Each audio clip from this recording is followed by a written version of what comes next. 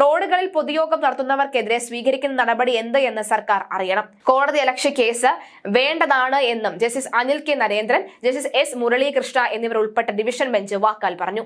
ഉദ്ഘാടകനായിരുന്ന CPM സംസ്ഥാന secretary MV Govindan, സംസ്ഥാന police മേധാവി തുടങ്ങിയവരെ എതിർകക്ഷികളാക്കി മരട് സ്വദേശി N പ്രകാശ് നൽകിയ കോടതി അലക്ഷ്യ ഹർജിയാണ് പരിഗണിച്ചത്. സമ്മേളനം നടത്താനല്ലാതെ നടുറോഡിൽ സ്റ്റേജ് കെട്ടാൻ CPM അനുമതി വാങ്ങിയിരുന്നില്ല എന്ന് പോലീസ് വ്യക്തമാക്കിയിരുന്നു. ഇതാണ് കൂടുതൽ കുരുക്കായത്. നേതാക്കളുടെയും നാടകം കളിച്ചവരുടെയും പേരിൽ കേസെടുക്കാത്തത് എന്തുകൊണ്ടാണ് എന്ന് ഹൈക്കോടതിയുടെ ചോദ്യവും വന്നു. ഗതാഗത തടസ്സ നോട്ടീസ് അല്ലാതെ പൊളിച്ചു മാറ്റാൻ അധികാരമുള്ള നഗരസഭ എന്തുകൊണ്ട് അത് ചെയ്തില്ല എന്നും കോടതി ആരാഞ്ഞു. Justice Anil K Narendran, justice Muralikrishna എന്നിവരടങ്ങിയ ഡിവിഷൻ ബെഞ്ചാണ് ചോദ്യങ്ങളുമായി രംഗത്തെത്തിയത്. മൈക്ക് ഓപ്പറേറ്റർക്കെതിരെ കേസെടുത്തതിനെയും കോടതി വിമർശിച്ചു. വഞ്ചൂർ ഉപ്പിടമൂട് റോഡിലാണ് സംഭവം നടന്നത്. ആംബുലൻസും സ്കൂൾ വാഹനവും നവജാത ശിശുവുമായി എത്തിയ വാഹനവും കുരുക്കിൽപ്പെട്ടു. ജില്ലാ കോടതിക്ക് മുന്നിലാണ് ഇത്തരം ഒരു സംഭവം നടന്നത്. സീബ്ര ലൈനിന് മുകളിലാണ് ഈ പുര കെട്ടിയത്. പന്തലും കസേരകളും നീക്കം ചെയ്യണമെന്ന് വഞ്ചൂർ ബാബുവിനോട് ആവശ്യപ്പെട്ടെങ്കിലും അദ്ദേഹം അത് നിരസിച്ചതായി SHO അറിയിച്ചു. ഒരു സാധാരണക്കാരൻ നടപ്പാതയ്ക്കരികിൽ ഒരു തട്ടുകട വെച്ചാൽ അത് പൊളിക്കില്ലേ എന്നും കോടതി ചോദിച്ചു. വഞ്ചൂർ ബാബുവിന്റെ തലയിൽ ചാരാനുള്ള ശ്രമം നടന്നുവെന്ന പോലീസ് റിപ്പോർട്ടിൽ നിന്ന് വ്യക്തമാണ്.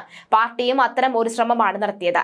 ഫലത്തിൽ MV ഗോവിന്ദൻ ഉൾപ്പെട്ട കോടതി അലക്ഷ്യ കേസാണ് ഇത്. ഇത്തരം സംഭവങ്ങൾ ആവർത്തിക്കരുത് എന്ന് മുമ്പ് കേരള ഹൈക്കോടതി CPMന് നിർദ്ദേശം നൽകിയിരുന്നതാണ്. CPMനെതിരെ അന്ന് രൂക്ഷ വിമർശനമാണ് ഹൈക്കോടതി ഉന്നയിച്ചത്. CPM സമ്മേളനത്തിനായി ഫുട്പാത്തുകൾ കയ്യേറി കൊടിതോരണങ്ങൾ സ്ഥാപിക്കുന്നതിനെതിരെയും കോടതിയുടെ വിമർശനം ഉണ്ടായി. കോടതിയുടെ ഒട്ടേറെ ഉത്തരവുകൾ ഉണ്ടായിട്ടും നിയമം പരസ്യമായി ലംഘിക്കപ്പെടുന്നുവെന്ന് ജസ്റ്റിസ് ദേവൻ രാമചന്ദ്രൻ അഭിപ്രായപ്പെട്ടു.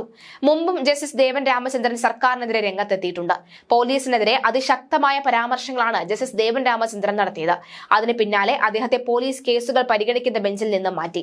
ചീഫ് ജസ്റ്റിസാണ് ഇത്തരം മാറ്റങ്ങൾ തീരുമാനിക്കുന്നത്. സർക്കാരിന് അതിനൊരു പങ്കുമില്ല. എന്നാൽ AGക്ക് ഇത്തരം കാര്യങ്ങളിൽ ഇടപെടാൻ കഴിയും. അഡ്വക്കേറ്റ് ജനറലാണ് സർക്കാരിന് ഹൈക്കോടതിയിലുള്ള പാലം. അദ്ദേഹത്തിന്റെ വാക്കുകൾക്ക് ചീഫ് ജസ്റ്റിസിന് മുന്നിൽ ഏറെ പ്രാധാന്യം ലഭിക്കാറുണ്ട്.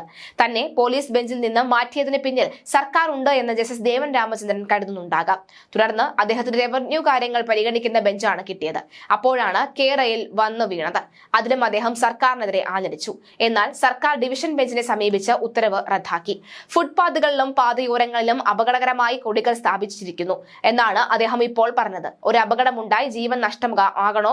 കൊച്ചി നഗരത്തിൽ നിറഞ്ഞിരിക്കുന്ന കൊടിതോരണങ്ങളുടെ കാര്യത്തിൽ സർക്കാർ നിലപാട് എന്താണെന്നും അദ്ദേഹം ചോദിച്ചു.